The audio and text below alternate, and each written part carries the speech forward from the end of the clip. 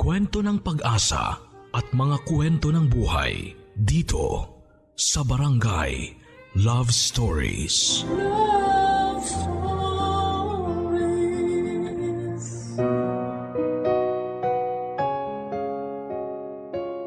Ang sabi nila, you can't be friends with your ex.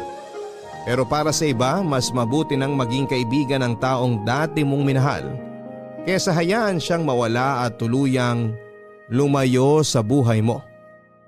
Sign daw ito ng pagiging mature kung saan ay tanggap ninyong pareho ang katotohanang hindi talaga kayo ang para sa isa't isa. Ganito ang nangyari mismo sa ating kabarangay ngayong araw na itago na lang natin sa pangalang Kisses, kung saan ang ex-boyfriend niyang si Reese ay nauwi sa pagiging boy best friend niya. Saan hahantong ang pagkakaibigang ito nila Kisses at Reese? Ito ang dapat ninyong abangan sa mga kwento ng pag-ibig, buhay at pag-asa sa nangungunang Barangay Love Stories. Dear Papa Dudut, Philippians chapter 1 verse 29. Your pain has a purpose. Ito po ang isa sa mga paboritong verses ko sa Bible na pinanghahawakan ko pa rin hanggang sa ngayon. Malaki ang naitulong nito sa mga pinagdaanan ko sa buhay, lalong-lalo na sa kwentong ibabahagi ko sa inyo ngayong araw. Bago po ang lahat ay tawagin niyo na lamang po ako sa pangalang Kisses. 23 years old na po ako ngayon at taga Cavite. Sumulat po ako sa inyo dahil gusto ko pong i-share ang story namin ng best friend ko na itago na lang natin sa pangalang Reese. College po kami noon nang magkakilala kami ni Reese. Kaklase ko po siya sa kursong education. Masasabi ko pong ideal guy si Reese. Bukod po kasi sa pagiging mabait at matalino nito, ay may itsura din po siya at makisig ang kanyang pangangatawan. Bonus pa ang nagsiserve siya sa church bilang pianista. Karaniwan nagsisimula ang dalawang tao bilang magkaibigan bago sila pumasok sa isang relasyon. Pero kami po ni Reese ay nagsimula kami bilang magkasintahan bago naging matalik na magkaibigan. First year college kami noon at kasagsagan ng midterms. Nang magtapat sa akin si Reese na may gusto siya sa akin. Nang mga panahon na yon, Papa Dudut, ay may feelings na rin po akong nararamdaman para sa kanya. Kaya matapos ang 3 buwan na panliligaw ay tinanggap ko siya bilang boyfriend. Ang problema nga lang ay masyado pa kaming bata noon. Immature pa kami kung mag-isip at bawat bagay na ginagawa namin ay nauuwi sa selosan. Kaya naman short-lived lang ang naging relasyon naming dalawa.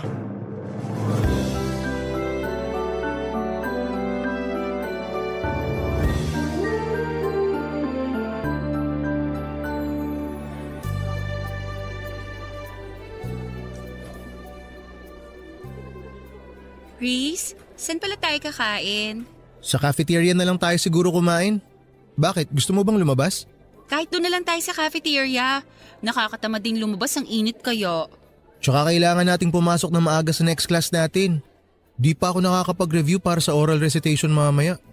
Oo nga no, may oral pala tayo mamaya. May kopya ka ba ng lesson natin kahapon? Meron, nasa flash drive ko. Gusto mo mag-review na lang tayo habang kumakain? O sige, mas mabuti pa yon.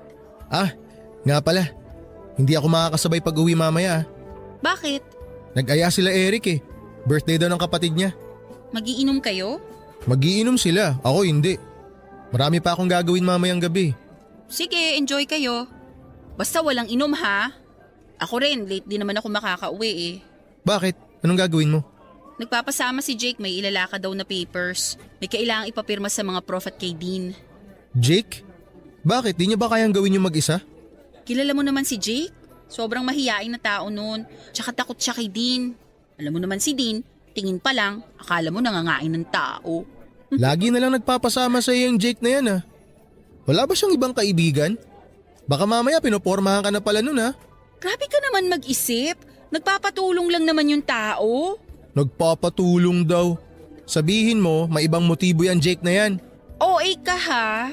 Alam naman niyang may boyfriend ako. Yun na nga eh. Alam niyang may boyfriend ka na tapos lapit pa siya ng lapit sa'yo. Nagsiselos ka ba? Harmless naman si Jake eh. Ikaw talaga sobrang malisyoso mo. Huwag mo na siyang samahan. Bakit naman? Nagpromise na ako sa kanya. Di sabihin mo busy ka o kaya may emergency, ganun. Di ka na naawa sa tao. Magpapapirma lang naman eh. Ang dali-daling magpapirma eh. Mabigat ba yung papel? Kailangan talaga may kasama siya?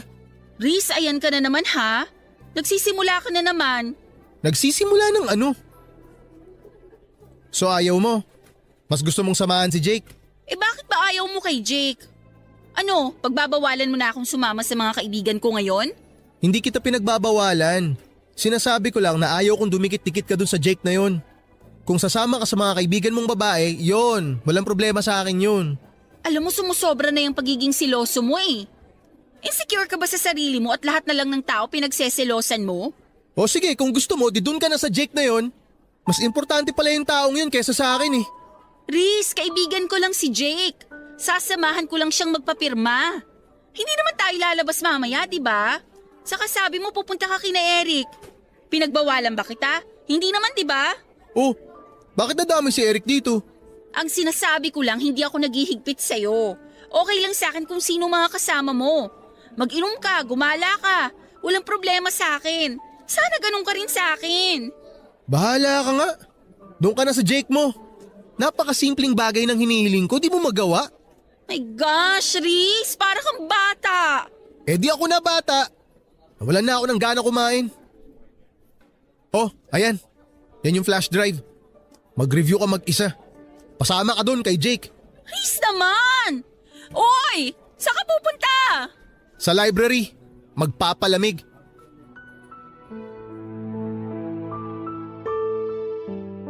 Palagi na lang kami noong away bate ni Riz, Papa Dudut. Kaya pareho naming napagdesisyonan na tapusin na lamang ang relasyon namin. Para sa kabubuti naming dalawa. Siguro ay may iba pang plano para sa amin si Lord. Kaya kami hindi nag-click ni Riz bilang magkarelasyon. Ganon man ang nangyari ay nanatili pa rin kaming magkaibigan. Dahil siguro magkaklase kami at araw-araw naman kaming nagkikita kaya nagstay kami as friends. Nagsimulang tumibay ang relasyon namin, Papa Dudut. Bago kami matapos sa first year college. Naging groupmates kami noon sa isang school project. Nung unay medyo awkward pa kami sa isa't isa dahil nga sa naging past namin pero kalaunan ay nasanay din kami sa bagong setup namin. Pagkatapos nito ay sunod-sunod ang pagsasama namin ni Riz sa iba't ibang school activities. Nagsimula kaming maging study partners kung saan ay nagtutulungan kami sa mga lesson na hirap kaming intindihin. Magaling sa mathematics si Riz, Papa Dudut. Samantalang ako, English naman ang forte ko. Mas lumalim pa ang pagkakaibigan namin dalawa noong inaya niya akong sumama sa church nila. Doon ko lang na-realize na malapit din pala si Riz sa Panginoon.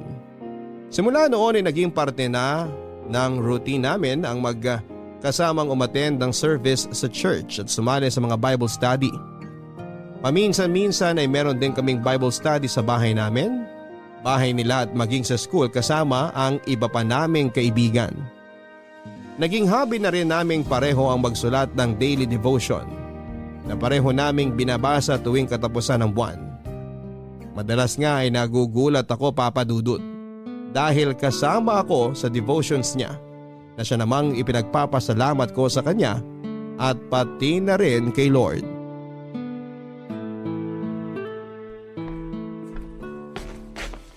Oh, eto na yung pinakahihintay mo. Malalapag ko na. Mainit-init pa. Ano yan? Kwek-kwek. Kwek-kwek? Pero blue? Wala kaming food coloring dito sa bahay. Akala ko kasi automatic na nagiging orange kapag naluto na yung kwek-kwek. Di ko naman alam na kailangan palang kulayan yan. Di tuloy ako nakabili nung namalengke ako. Pero in fairness, okay na rin to para kakaiba. Kwek-kwek mo blue. Uy, nag-effort ako para dyan kaya hindi libre lait. Dapat nga bawal lait ikaw tong pinapakain. Grabe ka. Last month ako ang nagluto ng merienda natin At next month ikaw ulit ang taya ah. Sige, hahainan din kita ng kakaibang pagkain. Abangan ko yan ah. Ano? Simula na tayo? Ikaw na mauna, total ikaw ang host ngayon. Okay. Nasaan ba yung notebook ko? Ayun. Okay. Blessed are the eyes that see what you see. Luke chapter 10 verse 23. Naalala mo pa ba yung quiz natin kay Prof. Martinez? Alin, yung napagalitan ka? Oo yun. Kaya ako napagalitan kasi inulit ko yung tanong from 1 to 5. Eh hindi ka raw kasi nakikinig. Hindi ako nakikinig. Pinaulit ko yung tanong para kay Jake. Si Jake? Bakit? Magkatabi kasi kami ni Jake nung time na yun. Tapos nasa kalagitnaan na tayo ng quiz nung mapansin ko si Jake na may hinahanap sa bag niya. Yun pala wala siyang ballpen. Kaya yun, pinahiram ko siya. Tapos pinaulit ko kay Prof yung questions para makahabol siya. Sabi sa'yo sobrang mahiyain talaga si Jake. Pati paghiram ng ballpen nahihiya. Kung hindi ko siya nakita, malamang bagsak na yun sa quiz. Kaya dapat, thankful tayo kay Lord kasi binigyan niya tayo ng mata. Kailangan gamitin natin tong instrument para tingnan kung sino yung mga taong nangangailangan ng tulong.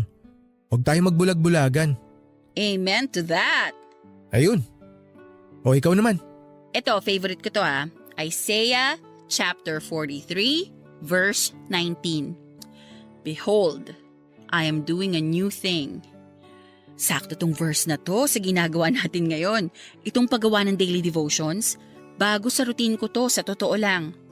Ito yung new thing sa buhay ko ngayon at hindi ko ine-expect na may enjoy ko tong bagong hobby natin na to. Kaya thankful ako sa'yo, Reese. Kasi kung hindi dahil sa'yo, hindi ako mapapalapit kay Lord. Dahil dito sa ginagawa natin, mas lumalawak ang pangunawa ko sa mga bagay-bagay. Mas humahaba ang pasensya ko, nag-iiba ang pagtingin ko sa mga nasa paligid ko. Para bang nag-i-improve ako as a person. Kaya salamat talaga sa'yo. Walang anuman. Masaya ako malamang masaya ka. At dahil dyan, meron din akong isa para sa'yo. Teka lang, hanapin ko sandali. Eto. Father, not my will, but yours be done. Luke chapter 22, verse 42. Okay, paano ko ba sisimulan to? Alam mo bang chick boy ang tawag sa akin ng mga kaibigan ko nung high school kami? Talaga? Bakit? Hindi ko rin alam.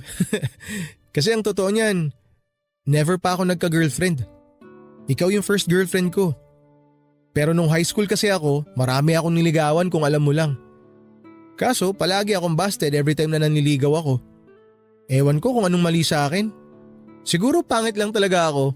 Oy, hindi Basta ganun. Kaya palaging kasama sa prayers ko noon na sana magka-girlfriend na ako. Hindi nawawala yun. Nung nag-college na ako, nakilala kita. Tapos naging tayo.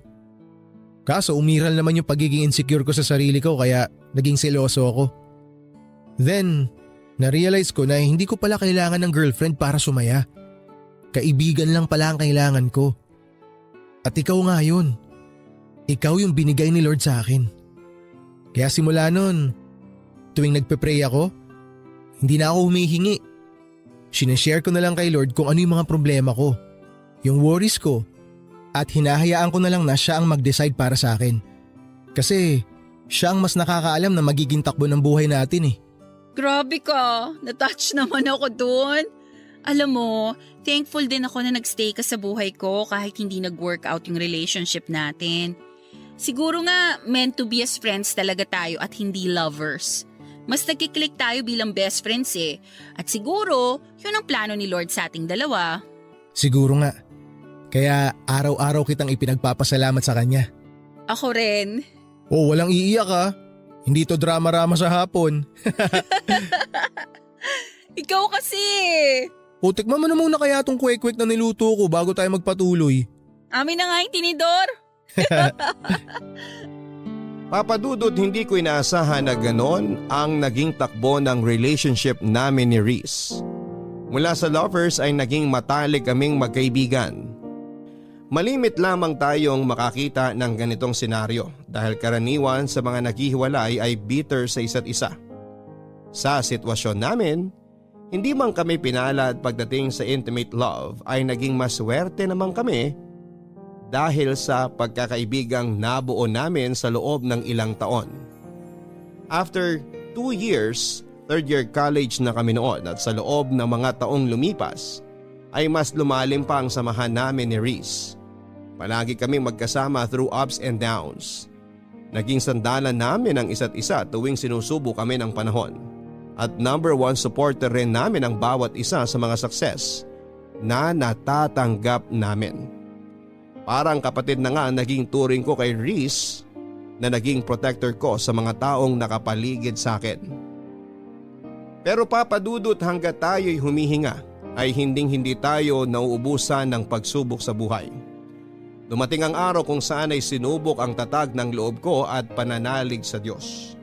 Nangyari ang isa sa mga bagay na pinakatatakutan ko nang matanggap ko ang balita na inatake sa puso ang papa ko na noon ay nagtatrabaho sa ibang bansa. Papa Dudut, malaki ang pasasalamat ko kay Lord dahil hindi niya pinabayaan ng papa ko sa abroad.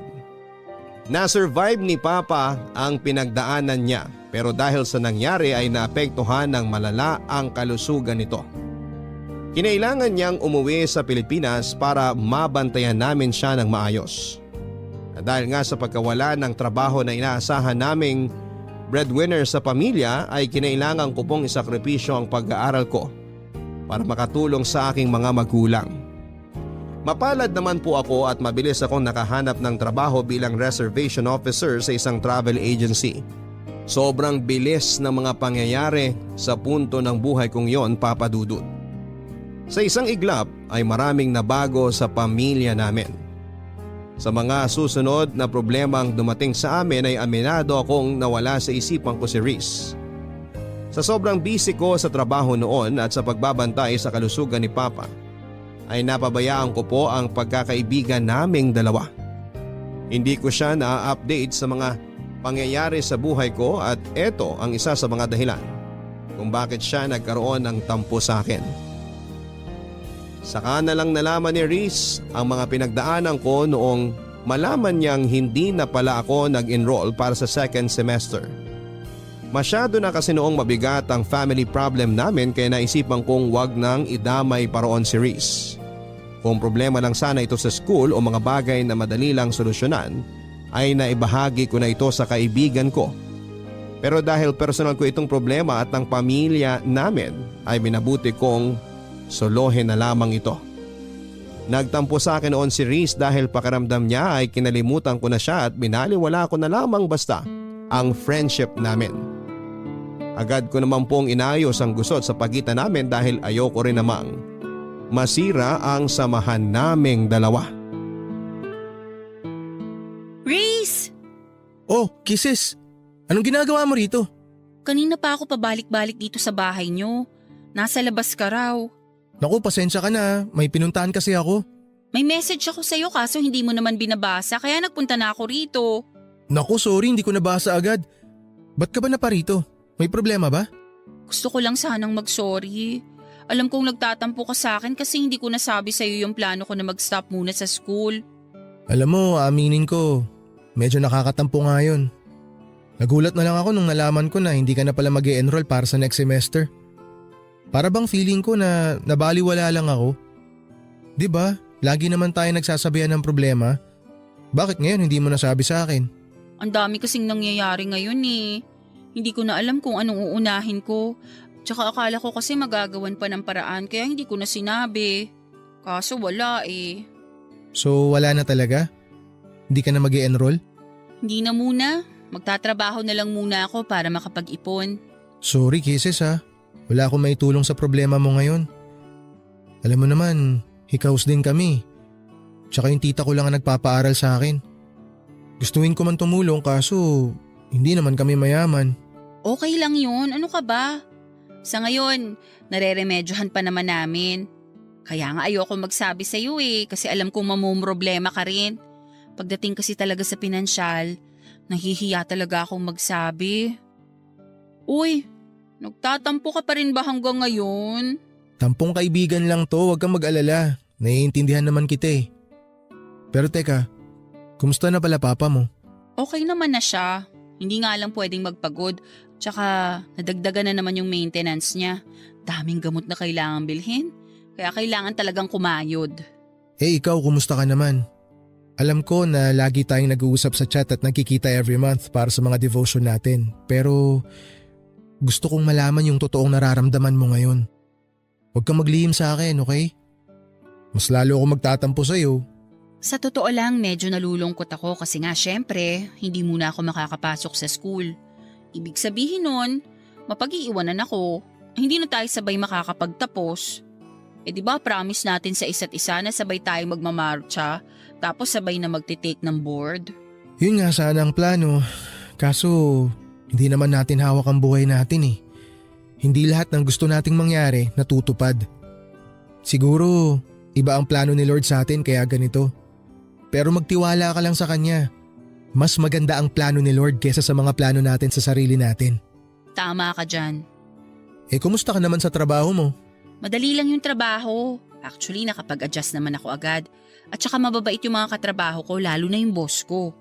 Pero syempre, minsan may clients talaga na masungit kaya kailangan talaga ng mahabang pasensya. Intindihin mo na lang sila.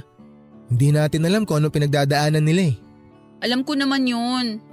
Tuwing may ganun nga akong nai-encounter, iniisip ko na lang na para sa kinabukasan ko to. Tama yan, maganda yan. Mindset lang. Kaya ayusin mo ang trabaho mo. Kailangan mong bumalik sa pag-aaral. Magiging licensed teacher pa tayo. Oo naman, kaya wag kang magmadali ha. Antayin mo ko. Siyempre, ikaw pa ba? Pero wag ka ring magmadali. 'Di ba sabi nga, don't rush what God is taking time to prepare. Tiwala lang tayo sa timing niya. Tatandaan ko yan. Basta ako work. Tapos ikaw naman, pagbutihin mo yung pag-aaral mo ha. Okay po, Nay. O sige na, uwi na ako. Uwi ka na agad?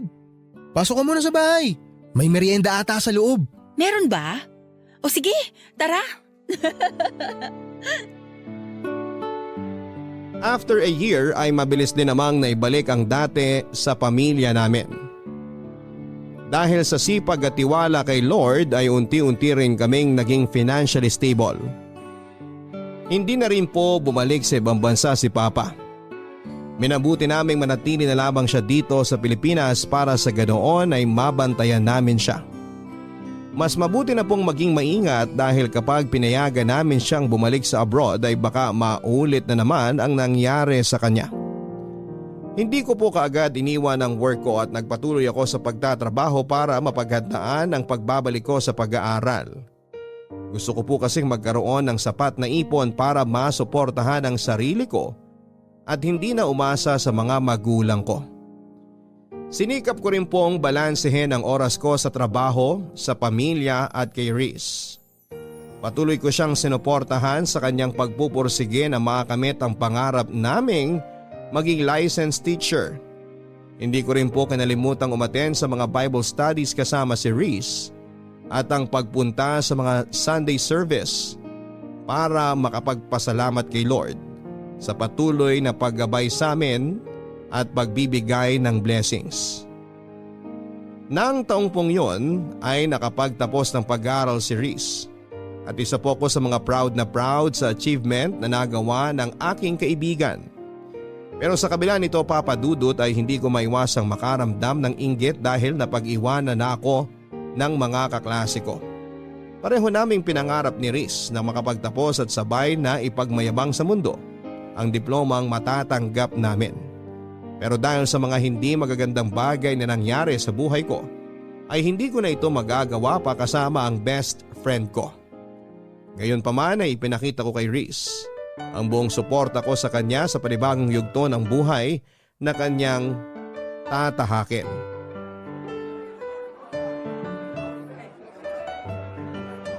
Ate Kisses! Nandito kami! Uy, Janica! Kanina ko pa kayo hinahanap, nandito lang pala kayo. Ang daming tao, grabe. Di mo na naabutan pagkuha ni Kuya sa diploma niya. Kaka-out ko lang kasi sa trabaho tapos bumili pa ako ng regalo. Kaya nga ako laging nagpapasend sa'yo ng pictures para kahit papaano makita ko yung reaction niya during graduation. Madami akong sinend sa'yo. Oo nga salamat. Nakasave na lahat sa phone ko. Teka, nasa na ba siya? Nagpapapicture pa yata sa mga kaklase nyo. Oh, ayan na pala si Kuya. Kuya, congratulations! Thank you. Ang pogi naman ng bagong graduate. Bagong gupit. Siyempre naman, dapat gwapo tayo sa mga picture. Talagang pinaghandaan Ito yung matagal na nating hinihintay. Oo nga, sa wakas abot kamay mo na rin ang pangarap mo. Hindi pa, may board exam pa tayo. Pero at least natapos mo na yung first step. Lisensya na lang ang kulang. Alam mo, naiinggit ako sa inyo kasi tapos na kayo samantalang ako. On hold pa lang ang future ko. Hanggang ngayon ba yan pa rin ang nararamdaman mo? Hindi ka naman napag-iiwanan Isipin mo na lang na nakabreak ka lang. Tsaka hindi naman karera ang buhay. Hindi to pabilisan. Nakakalungkot nga kasi marami sa atin na masyado nagmamadali sa buhay.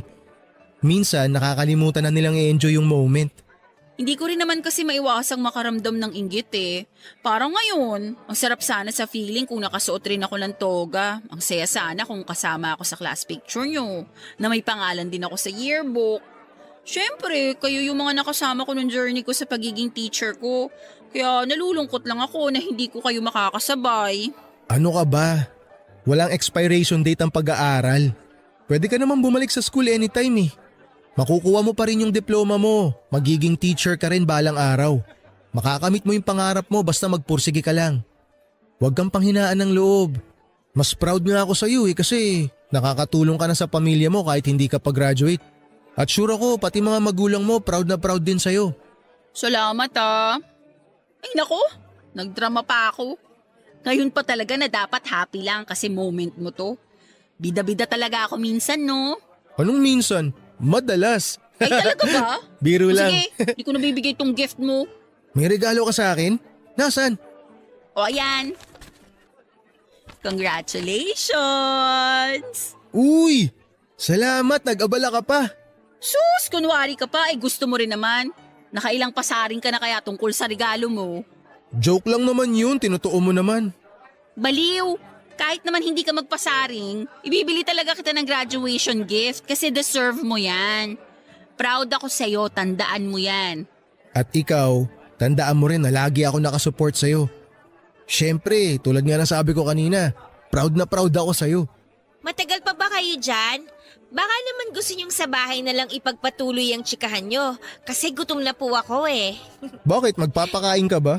May surprise handaan sa bahay. Marami kang sponsor kaya umuwi na tayo. Paano pa magiging surprise yun kung sinabi mo na? Ay, oo nga pala no. Sorry, hindi ko sinasadya. Ikaw talaga? Napaka-spoiler mo. Kayo kasi ang dami niyong kwento Magkunwari ka na lang na nagulat mamaya. Sige na, tara na. Kisses, halika na. Ganun na nga po ang ginawa ko, Papa Dudut. Katulad ng sinabi sa akin ni Riz ay hindi ako nagpadaig at humabol ako. Ginawa ko motivation ang pagbabalik ko sa school para pagbutihin pa ang trabaho. Nang makakuha ako ng sapat na ipon ay nagsumikap ako makabalik sa pag-aaral. Hindi nga nagtagal ay nakapag-enroll po ulit ako sa university kung saan kami sabay na nag-aral ni Riz. Sobrang saya ni Riz nang mabalitaan niyang nagbalik na ako sa eskwela para ipagpatuloy ang kurso ko. Sa katunayan ay mas excited pa nga siya kesa sa akin. Sa pagkakataong yon, sa halip na mag-enroll sa isang review center at paghandaan ang kanyang board exam ay naisipan ni Riz na maghanap na muna ng trabaho. Ayon sa kanya, siya naman na mag-iipon habang ako ay nag-aaral pa. Gusto raw kasi niya na hintayin ako para sabay kaming makapag-review at sabay na maging lisensyadong guro. Yung kasi ang pangako namin sa isa't isa, Papa Dudut, na sabay naming aabutin ang mga pangarap namin. Sobrang na-appreciate ko pang ginawang yun ni Riz para sa akin kaya sineryoso ko ang pag-aaral. Ginawa ko siyang inspirasyon upang mapagbuti ko ang studies ko. Pero ang hindi ko alam, Papa Dudut, ay may iba pa palang plano ang tadhana para sa aming dalawa. Nasa kalagitnaan na ng school year noon nang isang masamang pangyayari ang naganap. Papadudot kasagsagan noon ng final exam para sa midterms. Karaniwan pagkagising ko sa umaga ay ang cellphone ko ang una kong chinecheck. Pero ng araw na yon ay diretso kagad ako sa CR pagkamulat ng mga mata ko para maligo. Na-late po kasi ako ng gising kaya kinailangan kong magmadali.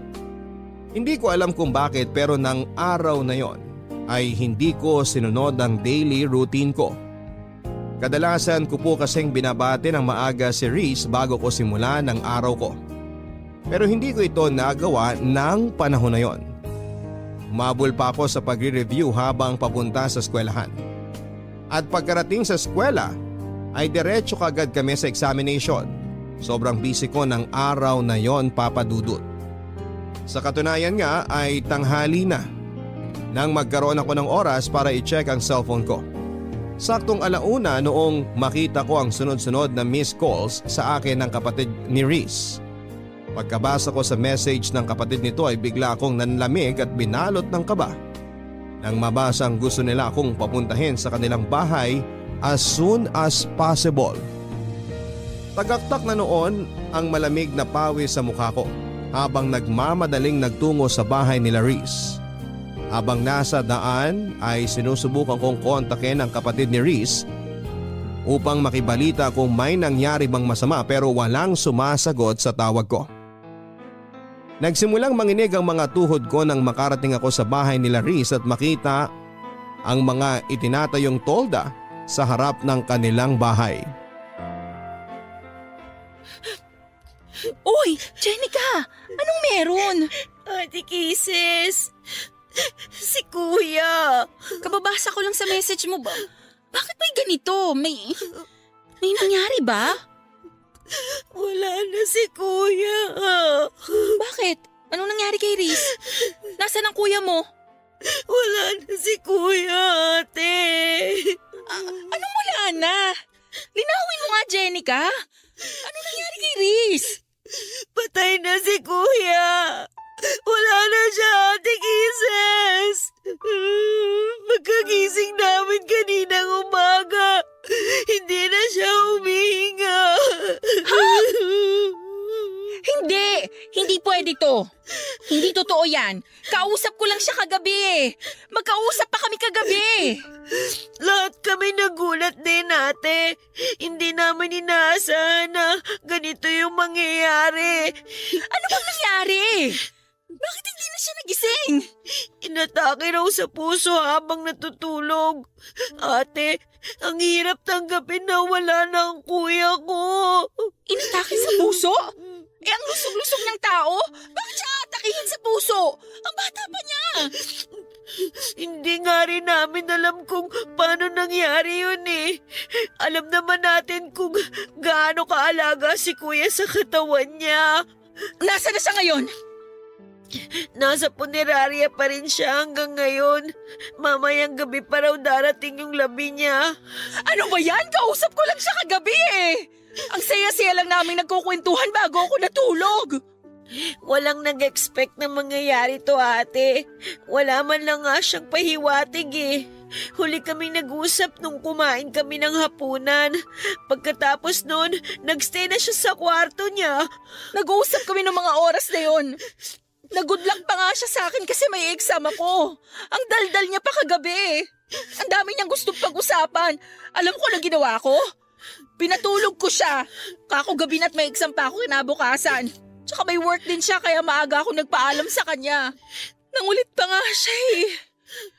Ayaw niya akong tigilan. Kung alam ko lang sana na yun pala yung huli naming pag-uusap. Hindi ko lang sana siya pinilit matulog. Sana nakipagpuyatan na lang ako sa kanya. Ganyan naman tayo lagi eh. Sa sobrang kampante natin sa buhay natin, nakakalimutan nating hiram lang pala natin to. Ang dami ko rin pagsisisi. Sobra. Sabi pa nga niya, ililibre niya ako pagkatapos ng exam ko kasi alam niyang hell week ko ngayon. Yun pala, mas malala pa to sa hell week ko. Nakwento rin niya sa akin yan. Sobrang busy ka raw kasi exam, kaya sobrang miss ka na niya. Alam mo ba kung ano huling message ng kuya mo sa akin? I love you. Anong sinagot mo sa kanya? Nag-I love you too ako. Mabuti na lang sinagot ko siya pabalik kasi kung hindi, habang buhay ko yung pagsisisihan. Ang daya ng kuya mo. Bakit naman siya nang iwan ng ganito? Ang dami pa naming plano eh. Nangako siya na hihintayin niya ako makapagtapos para sabay kaming mag-take ng board. Nag-promise siya na ba panoorin pa niya akong magmarcha. Magiging teacher pa siya dapat eh. Ikaw na lang, ate, ang magpatuloy sa mga pangarap ni kuya. Alam kong gagabayan ka niya kahit wala na siya. Paano ko gagawin yan kung wala na yung kaisa-isang tao na nagbibigay ng inspirasyon sa akin? Porke ba wala na si kuya, titigil ka na? Tingin mo gugustuhin niya yon? Hindi ako titigil. Hindi ko alam kung paano ko haharapin ang mga susunod na araw ngayong wala na si Riz. Alam kong hindi ka niya pababayaan. Hindi ka rin pababayaan ni Lord. Si Lord? Siya na pinabayaan ang kuya mo? Bakit naman niya hinayaan na mangyari to kay Riz? May dahilan siya, ate. Huwag natin siyang sisihin sa nangyari. Eh sinong sisisihin natin? Wala. Kasi parte na ng buhay natin ang kamatayan.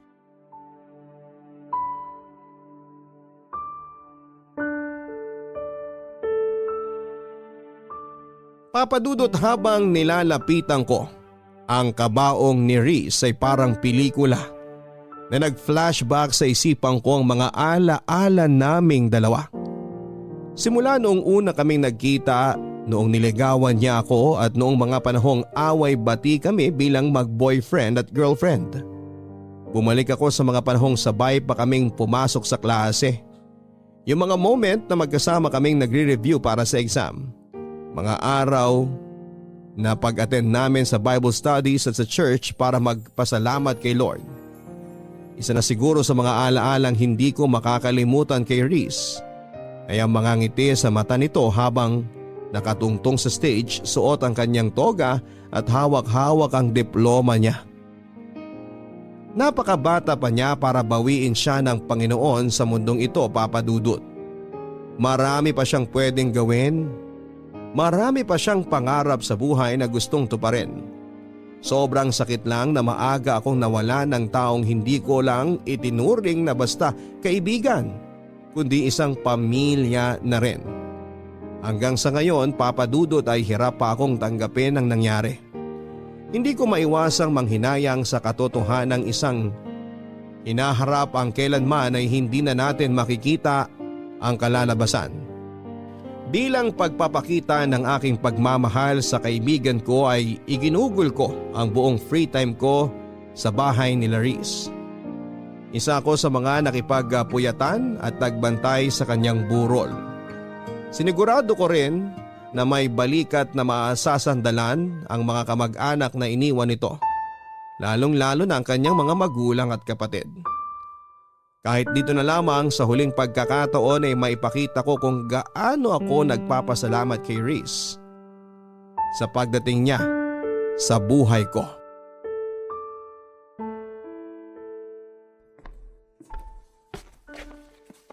Oh, Ate Kisses, gising ka na pala. Pasensya na, nakatulog ako. Hindi ko na namalayan. Okay lang. Kailangan mo rin magpahinga. Gabi-gabi ka nang nagpupuyat eh. Hindi ko maiwan-iwan ang kuya mo eh. Kahit na ito na lang yung huling pagkakataon na maipakita ko yung respeto at pagpapasalamat ko sa kanya. Ipinagtabi pala kita ng pagkain sa kusina. Kung nagugutom ka na, kumain ka muna. Hindi ka na namin ginising kanina kasi alam kong pagod ka. Salamat ah. Mamaya na lang ako kakain.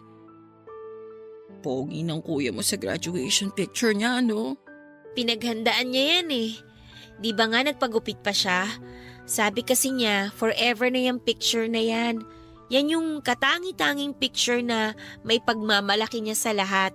Milestone picture daw. Kumbaga sa computer games, yan yung patunay na natapos na niya yung last level kaya level up na sa bagong stage.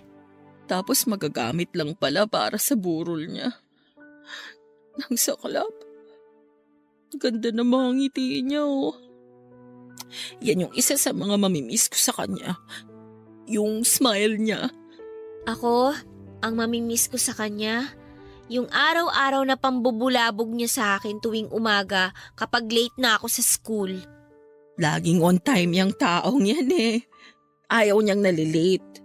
Mahalaga ang oras para sa kanya. Tama ka. Inis na inis nga ako sa ugaling niyang yan noon eh.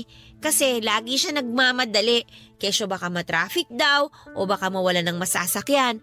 Pero ngayon, yan na yung bagay na hinahanap-hanap ko. Totoo nga no, na tsaka lang natin marirealize ang kahalagahan ng isang bagay kapag nawala na to sa atin. Mga bagay na tinitake for granted lang natin pero malaki pala ang impact kapag nawala na. Oo nga. Tulad ng oras. Inuubos natin yung buong araw sa pagbababad sa social media. Hindi natin alam. Nababawasan na pala yung oras na dapat kasama natin yung mga taong mahal natin. Wala eh. Nasa huli talaga ang pagsisisi. Alam mo, habang nagsusulat ako ng devotion kaninang umaga, sakto yung Bible verse na nabasa ko. Anong verse, ate? Philippians chapter 1, verse 29. Your pain has a purpose. Ilang oras akong nakatunganga lang sa verse na yan. Iniisip ko kung anong purpose ng pain na nararamdaman ko ngayon. Kaso, kahit anong isip ko, wala akong makitang rason kung bakit kailangan nating masaktan ng ganito. Siguro hindi pa natin makita yung rason ngayon kasi nga nagluluksa pa tayo. Pero lahat naman ng tao dumadaan sa pagsubok, di ba? Para mas tumibay, para matuto. Ang hirap lang kasing tanggapin. Hindi ko siya maiwasang tanungin kung bakit si Riz. Bakit siya pa? Worth it pa na mawala si Riz para lang tumibay ako? Para matuto ako? Kasi para sa akin hindi. Alam mo kung bakit? Kasi si Riz ang nagpapatibay sa akin. Dahil sa kanya, marami akong natututunan. Ang kuya mo ang dahilan kung bakit ako mas napalapit kay Lord. Pero sa nangyayari ngayon, hindi ko alam kung mananatili pa ba ako sa dating pananampalataya ko sa nakakataas eh. Huwag mong questionin si Lord, ate. Kasi siya ang mas nakakaalam ng lahat kaysa sa atin. Isipin mo na lang, ang ubas kailangan pigain para maging masarap na wine, di ba? Kung hindi mo gagawin yun, hindi ka makakabuo ng wine. Ang mga nanay, kailangan nilang dumaan sa masakit na proseso ng panganganak bago nila makuha yung blessing na regalo ni Lord. Kayo ni Kuya, kayo ang best example ng Bible verse na binanggit mo. Naging kayo, nasaktan ninyo yung isa't isa, pero ano ba yung kinalabasan ng lahat ng yun? Naging mag-best friends kayo, di ba? Kaya tama nga na every pain and suffering na nararanasan natin, talagang may rason. Sana nga worth it ang kapalit ng sakit na nararamdaman ko ngayon. Kasi kung hindi, habang buhay kong sisisihin si Lord sa ginawa niya. Ate, kailangan nating makaramdam ng pain para mag-grow tayo as a person. Siguro hanggang dito na lang talaga yung oras ni Kuya sa mundong to. Siguro ang purpose niya lang talaga para magabayan ka.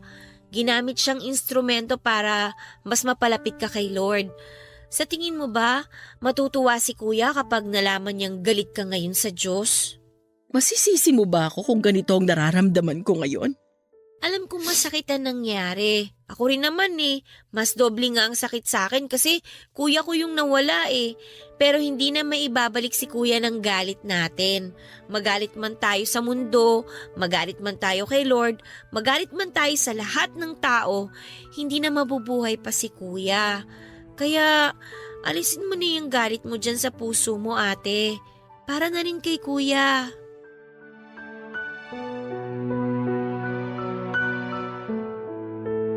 Mahigit 1 linggo rin po naming pinaglamayan ng mga labi ni Riz bago siya inilibing sa kanyang huling hantungan.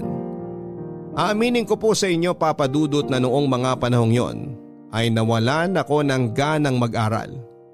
Hirap ako mag-focus sa klase at para bang nawalan ako ng inspirasyon para magpatuloy. Sa loob ng mahigit 1 buwan ay pinagdaanan ko ang tinatawag na 5 stages of grief and denial. Anger, bargaining, depression, and acceptance. Aaminin ko po na nagalit ako sa nangyari kay Riz. Nagalit ako kay Lord kung bakit gano'n na lamang ang naging desisyon niya. Question ko siya kung bakit dahil hindi ko po talaga maintindihan na ang isang matalino, mabait at malusog na tulad ni Riz ay bigla na lamang mawawala. Sa mga panahong yon na lugmok ako, Papa Dudut, ay lumayo ang loob ko sa Panginoon. Aminado ako na dahil sa nangyari ay nawala na ang pananampalataya ko kay Lord. Papa Dudut, sa 5 stages of grief na nabanggit, ang pinakamahirap na siguro ay ang depression stage. Akala ko noon ay unti-unti ko nang natatanggap na wala na si Riz, pero dumating talaga ang mga moments, lalo na kapag nag-iisa ako at bumabalik sa alaala ko si Riz. Doon muling bumabalik ang sakit, Papa Dudut. Mugto na noon ang mga mata ko sa gabi-gabing pag-iyak. Isa sa mga naging coping mechanism ko ay ang pag-inom ng alak. Pagkatapos ng klase ay nagiinom ako para lamang makalimutan ang nangyari. Para mabawasan ang sakit. Ito ang naging dahilan, Papa Dudut, kung bakit muntik nang masira ang pag-aaral ko. Kung nabubuhay lang sana si Riz noong mga panahong pinababayaan ko ang sarili ko, ay alam kong hindi niya magugustuhan ang nakikita niya. Paniguradong pagagalitan niya ako katulad ng lagi niyang ginagawa tuwing napapansin itong nawawalan na ako ng pag-asa. Lagi niyang sinasabi noon na kapag dumating ako sa puntong tila ba wala nang sagot ang problema ko at wala nang taong matatakbuhan ay lumapit lamang ako kay Lord. Pero sa pagkakataong yon, Papa Dudut, ay hindi po ako noon handang lumapit sa Diyos. Dahil nagtatampo pa ako sa nangyari kay Riz. Hanggang isang gabi ay dinalaw ako ni Riz sa panaginip ko. Masaya siya. Ang kislap sa mga mata nito ay katulad ng mga ngiti niya noong nag-graduate siya sa college. Kinausap niya ako sa panaginip ko, Papa Dudut, at sinabing kailangan kong magpatuloy. Kailangan kong magpakatatag. Hindi lang para sa sarili at pamilya, kung hindi para sa mga pangarap naming dalawa. Nangako siyang patuloy niya akong sosuportahan at i-guide sa bawat hakbang na gagawin kahit nawala na siya sa tabi ko. Nagising akong luhaan at mabigat ang dibdib at mabilis akong nag-usal ng panalangin at nagpasalamat na sa kahit huling pagkakataon ay muli kong nakausap si Riz. Nang araw din na yun ay nagtungo ako sa church namin at doon ay bukas palad akong sinalubong ng church pastor namin na si Pastor Domingo.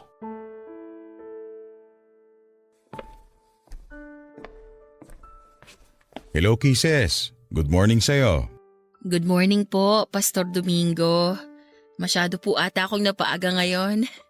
Sakto lang ang dating mo pero mamaya pang service. Maupo ka muna rito. Magkwentuhan tayo sandali. Sige po, salamat. Kumusta ka na? Ngayon na lang ulit kita nakita rito Oo nga po Marami lang po kasi akong ginawa nitong nakaraang linggo, kaya po hindi na ako nakapunta rito. Nabalitaan ko nangyari sa kaibigan mong si Riz.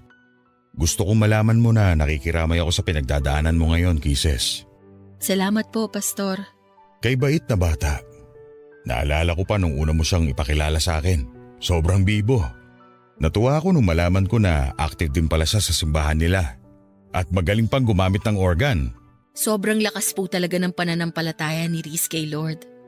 Kaya hanggang ngayon, hindi ko pa rin talaga lubos maisip kung bakit gano'n na lang ang sinapit niya. Parang napaka-unfair eh. Kung sino pa yung mabait, yung taong marami sanang maiaambag sa lipunan, yung taong maraming natutulungan, sila pa yung unang binabawi sa atin. Bakit hindi kunin ng Diyos yung mga kriminal, yung mga mamamatay tao dyan? Dapat kinuha niya yung mga taong hindi takot gumawa ng kasalanan kasi sila ang dahilan kung bakit sobrang dumi ng mundo. Walang pinipili ang kamatayan, Kisses. Pero sa tanong mo kung bakit nauunang mawala mga taong mababait, ito ang sagot ko dyan. Kasi maaga silang namulat.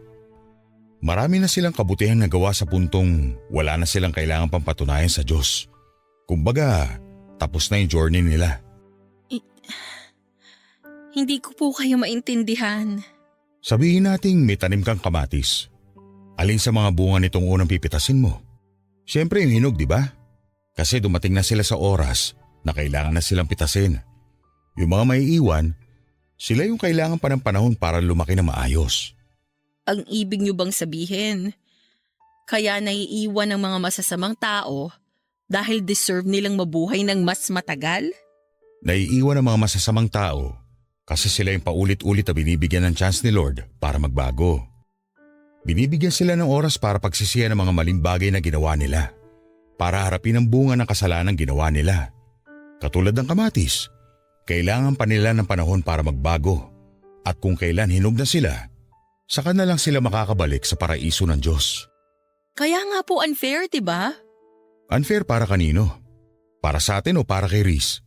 Para kay Reese. Kasi marami pa siyang pangarap na hindi niya mararanasan kasi maaga siyang binawian ng buhay.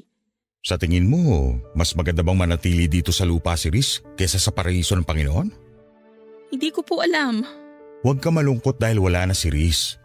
Ituring mo siya na mapalad dahil nasa langit na siya kasama ang Panginoon. Hindi niya na kailangan pa mag-suffer sa mundong ito na puno ng kasalanan. Magdiwang ka kasi nasa paraiso na siya, ang lugar na may panghabang buhay na kapayapaan. Sobrang miss ko na po talaga siya, Pastor. Gamitin mo ang mga alaala niya para magpatuloy. Mahirap ang mawala ng mahal sa buhay. Pero once na tinanggap mo na ang katotohanan ng nasa masayang lugar ng kaibigan mo, sigurado akong hindi na sakit ang magiging dulot ng mga alaala niya, kundi saya at pasasalamat na kahit sa maikling pagkakataon ay nagkakilala kayong dalawa. Lagi ko po yung tatandaan. Marami pong salamat, Pastor. Walang anuman. Gusto mo bang maging Bible reader sa susunod na linggo? Sige po. Pwede po ba? Oo naman, pwede. O siya, maiwan na kita rito ha.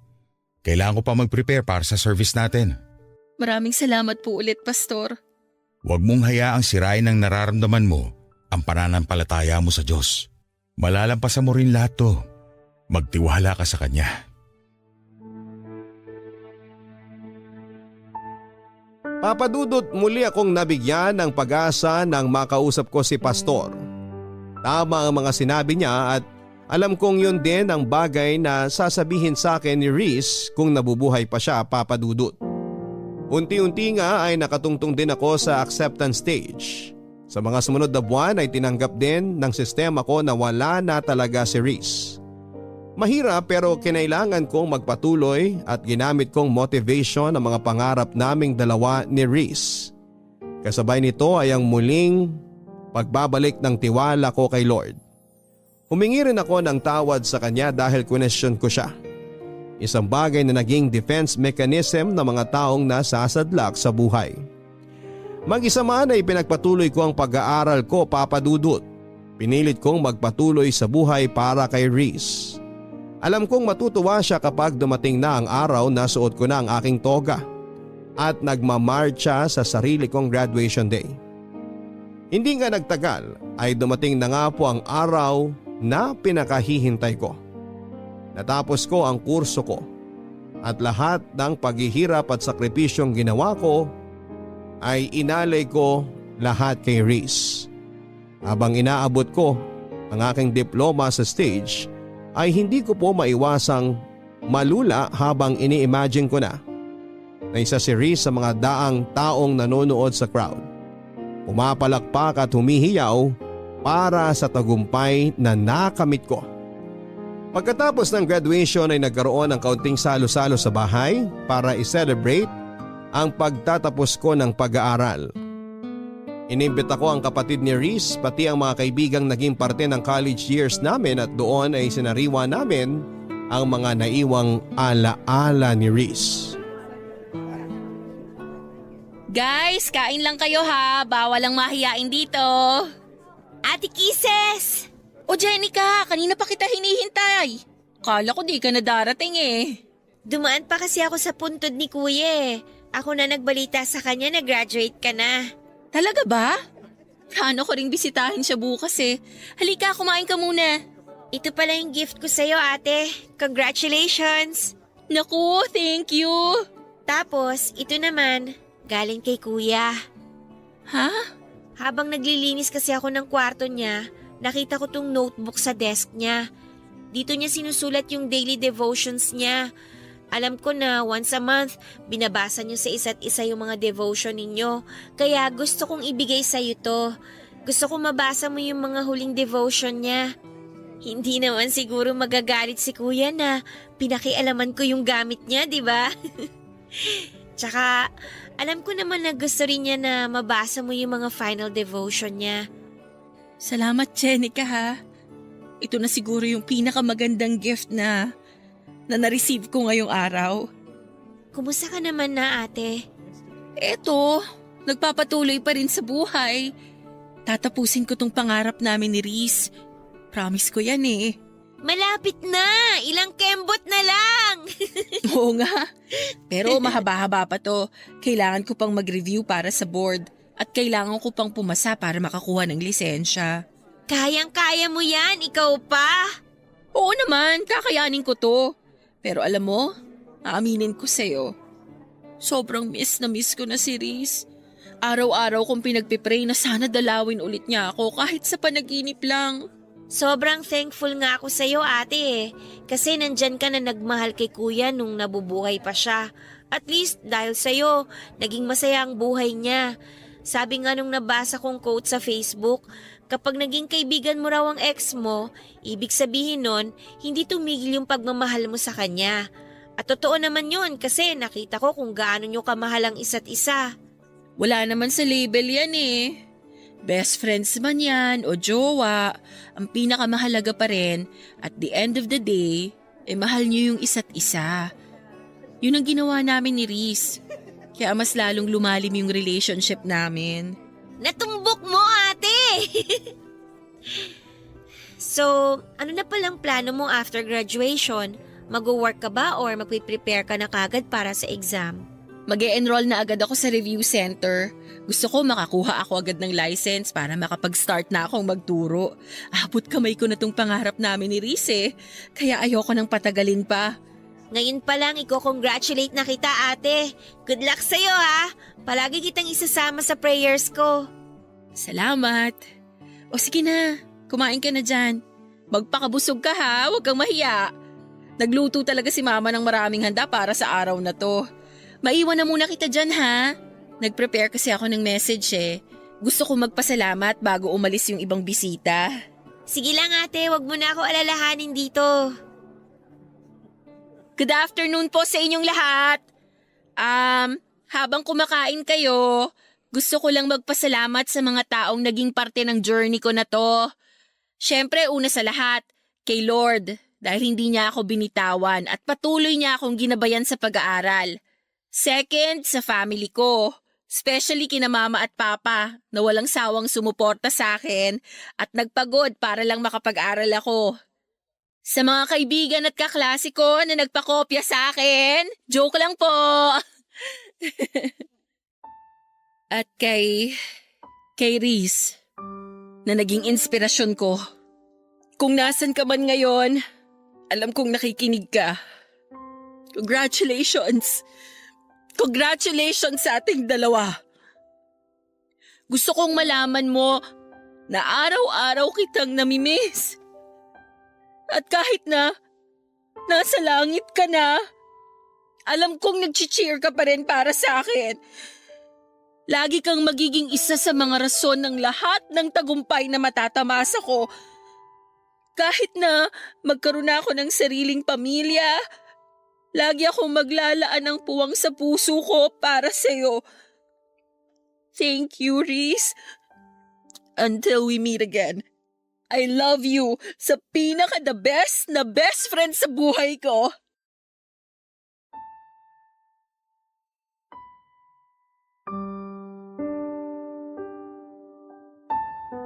Papa Dudut, after graduation ay agad ako nag-enroll sa isang review center para makapag-prepare sa LET o Licensure Examination for Teachers. November noong 2019 nang maipasa ko ang board exam. Labis ang pasasalamat ko kay Lord nang makita ko ang pangalan ko sa listahan ng mga nakapasa. Magkahalong saya at lungkot ang naramdaman ko nang sa wakas ay isa na akong licensed professional teacher. Masaya ako dahil nakamit ko na ang pangarap naming pareho ni Reese. Pero may kaunting lungkot din na nararamdaman dahil mag-isa na lamang akong nakaabot nito. Noong nahinto ako sa pag-aaral ay si Reese ang nagpatuloy sa pangarap naming makapagtapos. Ngayon naman ay turn ko na para ipagpatuloy naman ang nasimula namin ni Reese. Ito ay ang makapagturo ng hindi lang impormasyon sa mga kabataan kundi magsilbing role model na rin at magtanim ng magagandang asal para sa mga susunod na henerasyon. Hanggang dito na lamang po ang aking kwento, Papa Dudut, at sana ay gawin din itong inspirasyon ng inyong mga listeners lalo na sa mga mag-aaral ngayon. Maraming pagsubok at balakid na ibabato si Lord sa ating buhay pero hindi niya ito ibibigay dahil gusto niya tayong pahirapan. Kung hindi ginawa niya ito para patibayan tayo sa pagharap ng panibagong yugto ng ating buhay. Ang inyong forever kapuso at kabarangay, Kisses. Totoo nga na hindi tayo bibigyan ng Panginoon ng mga pagsubok na hindi natin kayang lampasan. Si Kisses ang nagpatunay niyan ngayong araw. Nawalan man siya ng kaibigan pero nagpatuloy pa rin siya sa buhay hanggang sa maabot niya ang kanyang pangarap. Minsan mga kabarangay ay kailangan nating makaranas ng masasamang bagay sa buhay natin dahil ang mga bagay na ito mismo ang magbibigay sa atin ng kalinawan tungo sa tamang direksyon na dapat nating tahakin. Lagi nating tatandaan na tuwing tayo'y nalulugmok sa problema, lagi nandyan ang Diyos na handang gumabay sa atin. Hanggang sa muli, ako po si Papa Dudut sa mga kwento ng pag-ibig, buhay at pag-asa sa Barangay Love Stories number 1. Mga kwento ng pag-ibig, kwento ng pag-asa at mga kwento ng buhay dito sa Barangay Love Stories. Love Stories. Forever. Nagustuhan ng iyong napakinggan? Ituloy yan via live stream sa www.gmanetwork.com/radio.